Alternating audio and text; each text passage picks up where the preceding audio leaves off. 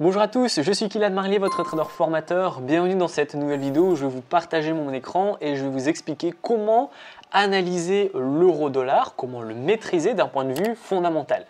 J'ai beaucoup de débutants et même d'amateurs qui ont encore des difficultés à comprendre le fait, voilà, j'ai une annonce positive pour le dollar, comment ça va l'impacter, j'ai une annonce négative sur l'euro-dollar, comment ça va l'impacter.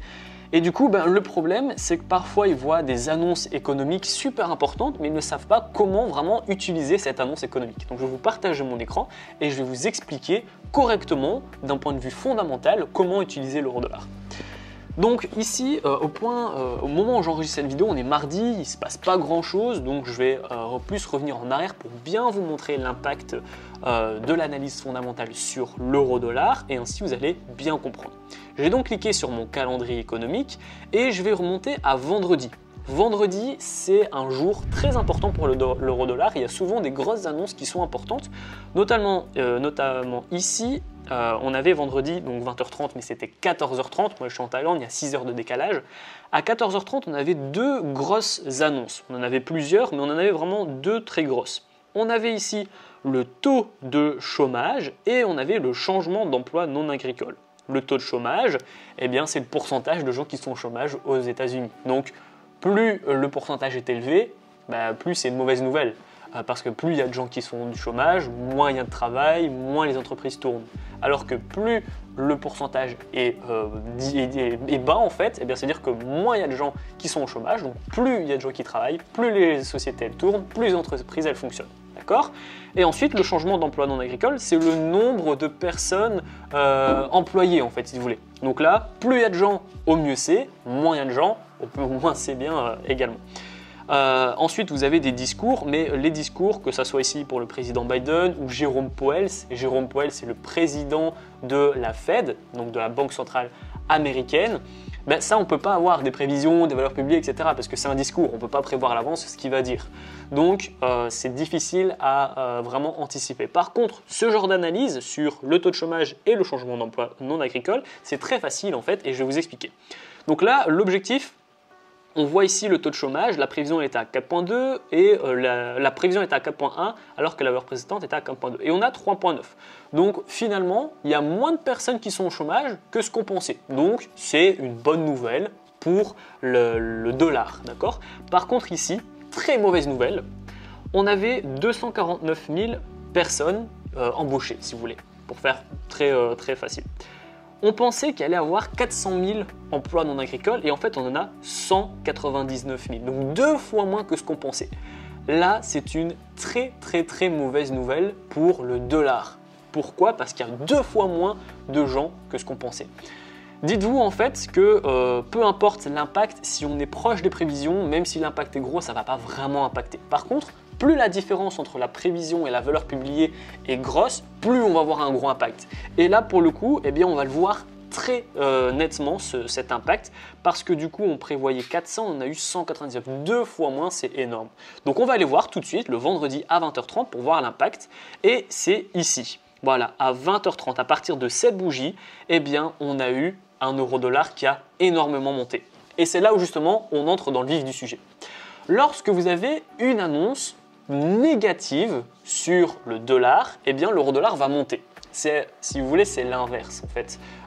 C'est négative, du coup l'euro-dollar va monter. C'est positive, l'euro-dollar va baisser. Alors que les annonces sur l'euro, c'est corrélé. Si on a une annonce positive sur l'euro, ça va monter l'euro-dollar. Si on a une annonce négative sur l'euro, l'euro-dollar va baisser. Et là en fait, je vais vous expliquer justement pourquoi et l'objectif c'est que vous puissiez comprendre et ainsi ça va rester imprégné dans votre cerveau. On a une mauvaise nouvelle sur la paire du dollar, enfin la devise du dollar, d'accord ? Donc ça veut dire que le dollar, il va s'affaiblir. On est d'accord, vu que c'est une mauvaise nouvelle, le dollar s'affaiblit. Donc ça veut dire qu'il faudra plus de dollars pour 1 euro, vu que le dollar s'affaiblit. Donc s'il faut plus de dollars pour 1 euro, l'euro-dollar va monter. D'accord ? Là ici, au moment où, donc juste avant l'annonce, on était à 1,12, on va dire 1,13. Donc ça veut dire que pour avoir 1 euro, je devais donner 1,13 $, pour avoir 1 euro. Sauf qu'on a une mauvaise nouvelle sur le dollar. Donc le dollar s'affaiblit.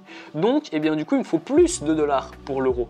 Et là, on va passer de 1,13 à 1,13 600. Donc je dois donner maintenant 1,13 600 $ pour toujours avoir mon euro. D'accord? Du coup, lorsqu'on a une annonce négative sur le dollar, l'euro-dollar va monter. À l'inverse, si on a une annonce positive sur le dollar, donc là, admettons, pour le coup, ça aurait été un bel exemple, admettons qu'on n'avait pas le changement d'emploi non agricole et qu'on avait juste le taux de chômage. Eh bien ça, c'est une bonne nouvelle, parce que du coup, on pensait qu'il allait y avoir 4% de gens qui sont au chômage, et au final, on a 3,9%, donc c'est une bonne nouvelle. Donc là, le dollar aurait pu prendre de la valeur, on aurait pu se renforcer. Du coup, il aurait fallu avoir besoin de moins de dollars pour avoir toujours ce même euro. Du coup, vu qu'il en faut moins, eh bien du coup, les prix auraient baissé en fait. D'accord? Si vous voulez, c'est un peu un croisé en fait. Alors que l'euro, là ici, on n'a pas d'annonce très importante sur l'euro, mais en gros, que ce soit Mario Draghi, donc la BCE, ou même voilà, une annonce positive sur l'euro, eh bien vu qu'on commence par l'euro, d'accord, c'est d'abord l'euro puis le dollar, eh bien c'est positif. C'est une bonne nouvelle pour l'euro, l'euro-dollar monte. C'est une mauvaise nouvelle pour l'euro-dollar baisse. Par contre, inversement, vu que le USD est en deuxième position, eh bien du coup les annonces seront inversement corrélées. Si c'est une mauvaise nouvelle pour l'USD, l'euro-dollar monte. Et du coup, une fois que vous avez ça et que vous comprenez bien ça, je vous invite à vraiment regarder la vidéo encore, parce que c'est pas évident à comprendre, mais une fois que c'est bon, c'est OK. Et bien une fois que vous avez cette information, vous allez pouvoir travailler avec la corrélation positive et négative. Maintenant qu'on sait du coup que par exemple que l'euro-dollar, bah là ici on a une mauvaise nouvelle pour le dollar, du coup ça a monté, et bien ça veut dire que sur l'USD-JPY par exemple, ça va baisser. C'est de la corrélation. Pourquoi? Parce que là, l'USD est en deuxième position, alors que sur l'USD-JPY, il est en première position. Donc on peut aller voir si on veut. Hop, USD-JPY, je suis en H1. Voilà, à 20h, le 7, jusqu'ici, boum, on a eu aussi la baisse qui s'est caractérisée. Ici, on baisse parce que c'est une mauvaise nouvelle pour l'USD. D'accord? Alors que l'euro-dollar, on monte parce que c'est une mauvaise nouvelle pour l'USD. Voilà. Je le répète vraiment pour que ça s'imprègne dans votre tête. Je vais le répéter une dernière fois avant de clôturer la vidéo.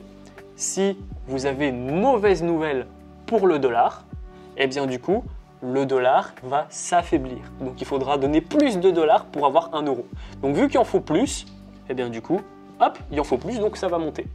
À l'inverse, si on a une annonce sur le dollar qui est bonne, c'est une bonne nouvelle, eh bien justement, il va se renforcer. Donc j'ai besoin de moins de dollars pour avoir un seul euro. Donc vu que j'en ai besoin de moins, eh bien les prix vont baisser.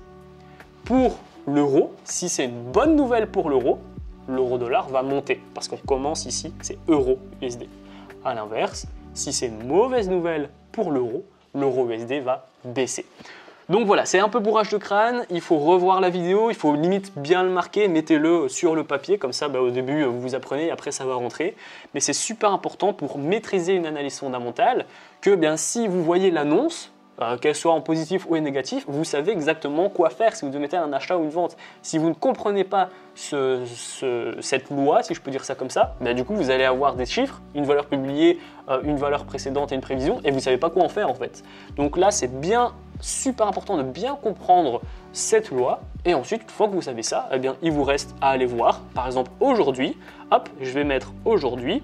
Qu'est-ce que j'ai? Ben voilà, j'ai la Fed, j'ai Jérôme Powell qui va faire un discours. Là, c'est délicat parce que j'ai pas de valeur publiée, etc. Mais peut-être que voilà, cette semaine, je vais regarder, je vais avoir, par exemple, demain, IPC. Et là, avec les IPC, je vais avoir la prévision, la valeur publiée et les valeurs précédentes. Donc, je vais pouvoir justement mettre en place ce que je vous ai expliqué. Si c'est une bonne nouvelle ou si c'est une mauvaise nouvelle, eh bien, je vais savoir exactement si je dois acheter ou si je dois vendre. Donc voilà, la vidéo est terminée. Si vous avez encore des difficultés, revenez bien sur cette vidéo. C'est un peu bourrage de crâne, je le sais. N'hésitez pas à bien le noter. Si vous avez encore des questions, dites-le moi en commentaire, je vous répondrai. Et si eh bien justement vous avez encore des difficultés avec le trading en règle générale, pas de panique, vous allez retrouver dans la description ma formation offerte. Je vais vous donner des stratégies, des indicateurs, une plateforme également pour débutants, comment j'ai fait mes premiers 1000 € par mois, et puis un cours sur les profits et sur les stop loss pour que vous puissiez être un trader qui dure dans le temps. La vidéo est terminée, j'espère qu'elle vous a plu. Si c'est le cas, n'hésitez pas à la liker, à la partager et surtout abonnez-vous. Moi je vous dis à très bientôt pour les prochaines vidéos. Ciao, ciao.